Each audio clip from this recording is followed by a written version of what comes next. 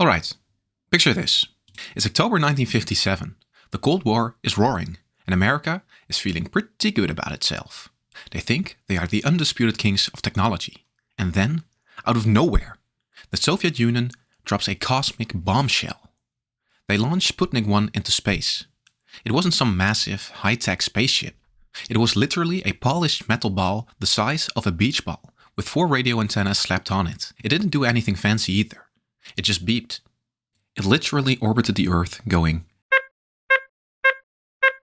But to the US government, that beep meant the Soviets had conquered the high ground. The media went into an absolute meltdown. If the Soviets could put a beeping metal ball over America, they could put a nuclear warhead over America. The space race was officially on, and the US was already losing. Desperate to catch up, the US rushed to build their own rocket, the Vanguard TV-3. They invited the global press, put it on live television, counted down, ignited the engines, and it flew for about 2 seconds before collapsing into a massive fireball. The American media was brutal. They openly mocked their own country, calling the rocket Flopnik and Stay Putnik. Meanwhile, the Soviets were laughing all the way to orbit. To rub salt in the wound, they launched Sputnik 2 just a month later. This time, they had a passenger, a stray dog from the streets of Moscow named Laika.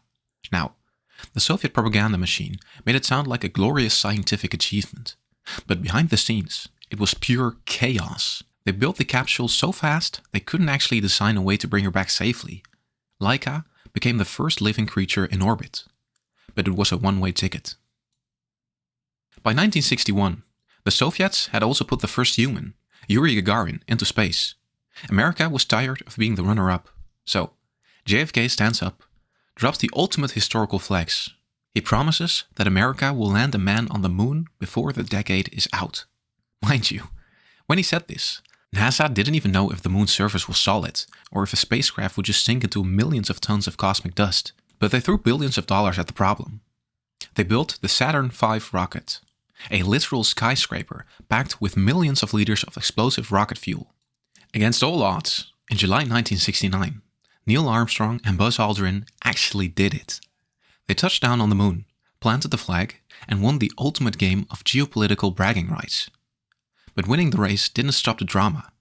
Decades later, a whole corner of the internet decided the entire thing was a lie. Enter the moon landing deniers. They love to point at the photos and say, "Look, the flag is waving, but there's no air on the moon. It was filmed in a Hollywood basement by Stanley Kubrick."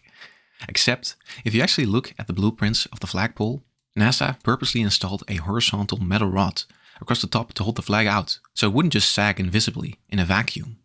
It was waving because Buzz Aldrin was literally twisting the pole into the hard lunar dirt.